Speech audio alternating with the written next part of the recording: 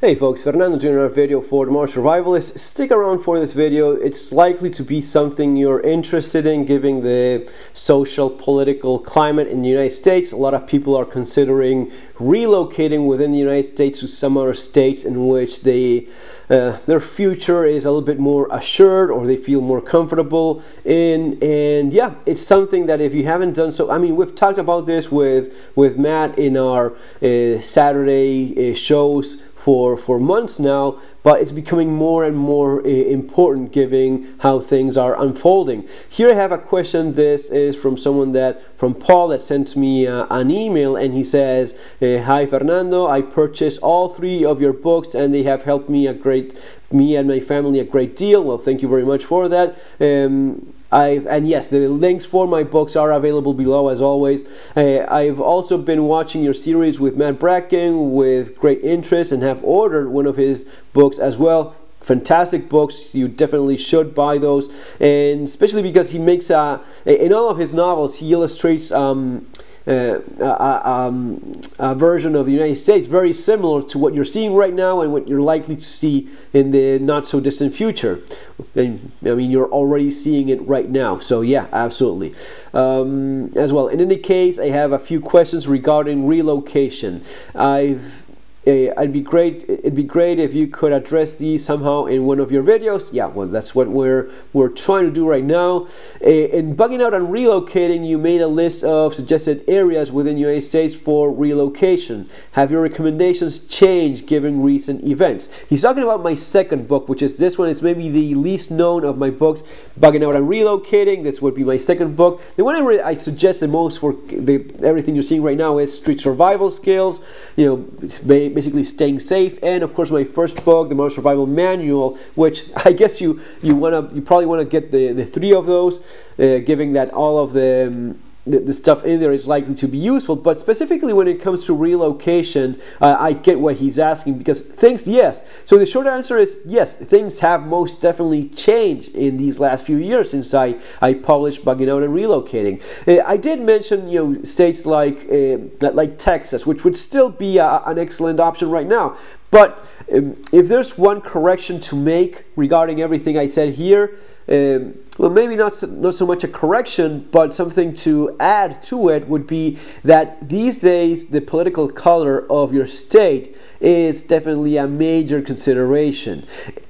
It's not always the same thing. For example, there's blue states and then there's other blue states. For example, it's not the same thing. New Hampshire, culturally speaking, in terms of traditions, even in terms of some basic values, it's not the same thing as California, for example, which has gone completely off the rails. So some of those things, but what is very much true is, in terms of the methodology of what you use as to go for a place or not, the analysis, that still very much holds, so keep that in mind. Yes, in terms of some of the countries that I've recommended here, some of those places have changed a great deal. For example, in New Zealand, you've lost lots of your gun rights. In Canada, this year alone, that has changed quite a bit too. So these are considerations to keep in mind, no doubt about that. But the methodology, the system by which you analyze all the pros and cons, you're going to be looking at, don't want to make the video super long, you're going to be looking at levels of crime, of the economy, the demographics of the place you're considering, the kind of population, what kind of economy it has. Does it have a sustainable economy? Does it actually produce food so as to sustain that area in which you are in? That would be a great advantage. What about water? What about weather? Do you need heating so as to stay alive all winter? How are you going to be dealing with that if you're hurt, if you don't have power, if you don't have a supply of fuel? So all of these are considerations to keep in mind.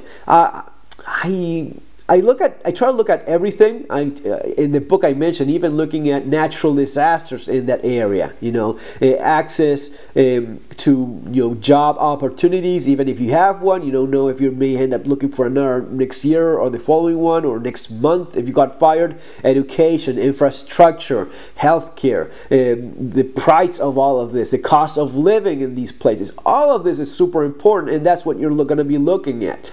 Okay. Going on, have your recommendations changed given recent events? And for those conservatives like me that actually like walkable cities as opposed to rural exurban areas, are there any options? I found a few small ones like St. Augustine, Florida, but they are few and far between. Well, yes, as you mentioned, this place, St. Augustine, completely honest, I don't know about it, but there are places. You just have to look around. And I am of the idea that I want to end up, maybe not within the city, but close to a medium-sized city that it's big enough to have everything that I want, yet small enough to avoid most of the nasty stuff that I want to avoid in bigger cities. That is going to be depending, but it may be 50K, 100,000. It may be between 100,000 or 50,000 or less. In terms of population.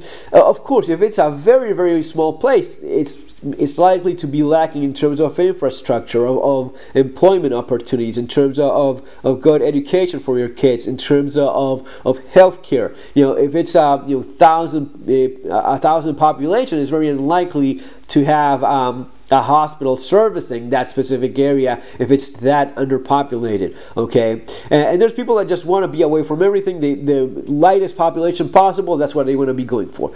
I am of the idea of finding that Goldilocks in between point where I have the stuff that I want and I avoid the stuff that I don't want to have, typical of some of the larger cities. And you've been seeing this all along.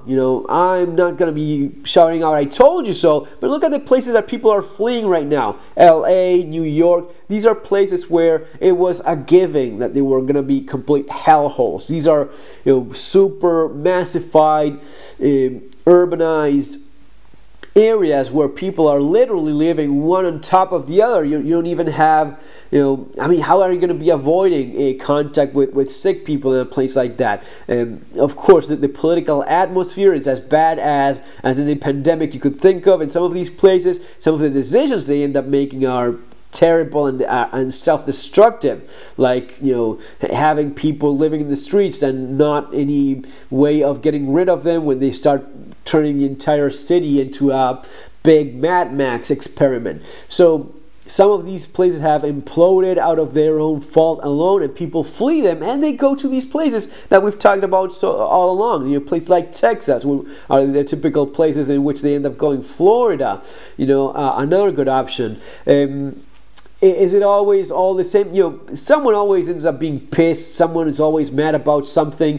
But in general, these would be the places where you're likely to find not only more like-minded people, but more like-minded representatives and people in charge of the place in which you're living in. And this is going to be very important in the not-so-distant future, because if you end up having to deal with some restrictions to your liberty coming from the central federal government, these are the places in which you're more likely to somewhat retain some of those, or at least are going to be fighting more for those of your freedoms. Okay.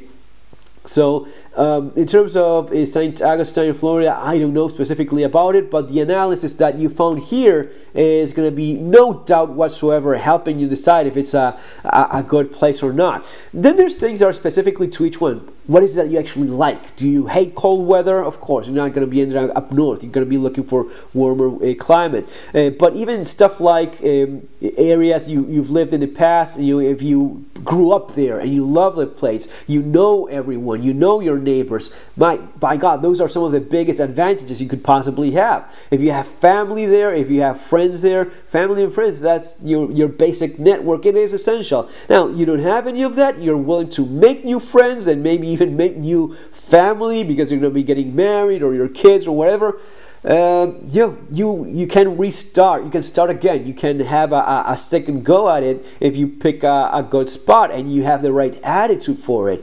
Okay, so this is something that a lot of folks right now should be considering doing if you know you're not in the right place for what's coming. I'll say that again. If you understand that you're not in the right place for what's coming next year, man, you want to get busy, you want to get started, and you want to make these plans and execute these plans. Now, I'm not saying leaving the country, which a lot of people are. Don't get me wrong, that it's happening. I'm getting emails and calls and messages all the time. More people are leaving the United States than ever before, as far as I know, at least in terms of people contacting me regarding this.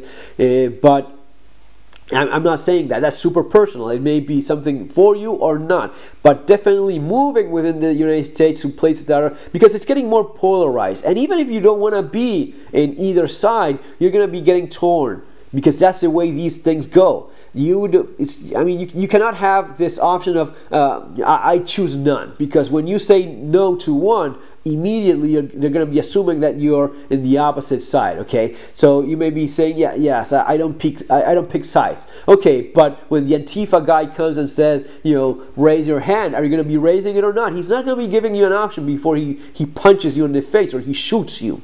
Okay, so unfortunately, you kind of have to choose who you're going to be hanging out with and what side you're going to be picking.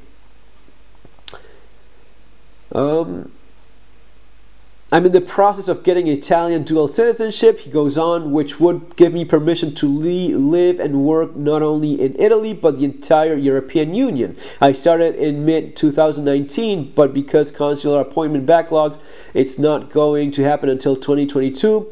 At the earliest, I also looked deeply into Canada, Australia, New Zealand, and even UK. No. None of those are good options. Anywhere in the European Union, you're going to be having a lot more liberties than any of those countries that you just mentioned on gun rights alone. Pretty much in any other European Union country, you have a right to have your AR, your Glock, which in UK you won't. You won't have a Glock or an AR in UK. All right, so keep that in mind. And New Zealand has become the woke country of the world. You don't want to end up there. Unfortunately, these are things that have happened recently. Canada recently banning ARs. No. You have, if you're considering European Union, you have many, pretty much all European Union countries, you have the possibility of getting yourself an AR, a Glock, and participate in active shooting. And many countries have concealed carry permits as well. It's not as common, but it's fortunately it's something that's becoming, especially on Eastern European countries, they have a lot more memory regarding the Nationalist Socialist Party of Germany that invaded them not that long ago, actually, in historical terms. So that's something you may want to consider looking into. It's not going to be happening until 2021. It may happen sooner, because usually, in my experience, I know of many cases in which they actually got it sooner. Usually it's a year and a half for the Italian citizenship. Now I have points. But all of those, Canada, Australia, New Zealand, and UK have point-based immigration that strongly favor young workers on employer sponsorship, which I'm not. I guess this is more of a comment than a question, but I hope you can impress on your viewers that second passport, residencies, visas, etc. are very time-consuming and often expensive. If they're even thinking about it, they should start right now before the window closes. Given the current political climate, that window is closing very fast. Cheers, bye, Paul. So Paul is absolutely right. You want to get if you have any chance, and explore your family tree. If you have Italian, Spanish, French, German, Irish, pretty much any European descendants that you have, there's a good chance you can get yourself a second passport. And don't even think about putting any comments about how anti-American that is, or some bullshit like that. Some of the more patriotic people you could possibly think of, they actually have that second citizenship, because it's smart, it's a good idea, it's a great tool for lots of things that go beyond anything that I could explain here. But you have the option of not only traveling, living, working, your kids, yourself, you could study some of these places a lot cheaper than the United States. Don't think about yourself. If your son wants to study a career that's beyond his budget, he may be able to get that, 2-3 years, studies in Ireland, gets his degree, and he comes back home with a degree that it would have been impossible for him to pay if he had to do that stateside. So, and that's just a small example. Then in terms of medical treatments that may be a lot cheaper, and usually they are a lot cheaper in the US, maybe that's something that's life-saving for you. I mean, man, it is just stupid not to get it if you can, and you don't even have to use it. You may never travel abroad, but you have that, and you pass it along to your kids and your grandkids. You never know who's going to be needing that, and not having it just because of laziness. He's right about it can be expensive. It's a lot cheaper if you do it yourself. It's time consuming, but you can do it yourself a lot cheaper, but it's going to be taking some time, especially its translations can be expensive depending on the country, but you definitely have to explore it because it is an invaluable tool. So don't forget about that. If you have any chance of getting a second citizenship, you just don't know. Little last thing I'll say before I leave is, if you're thinking about leaving the United States, don't go to Mexico, don't go to freaking Central America. You'll get ripped off, killed. You have no idea how these places work. It's just a different galaxy from what you're used to, and it's not for you if you are American. At least not for 99.99% of Americans. It is definitely not the place in which you want to end up in. Guys, I hope you enjoyed this little video. Remember that my books are available following the links below if you're interested in all of these things. And as always, the one I recommend the most specifically for the current situation, street survival skills. How to be ready, aware out there in the streets, and how to protect yourself. And of course, the Modern Survival Manual, Surviving the Economic Collapse, is going to be quite useful for what's coming in the not so distant future, just maybe a couple months from now. See you in our next video. Have an awesome day.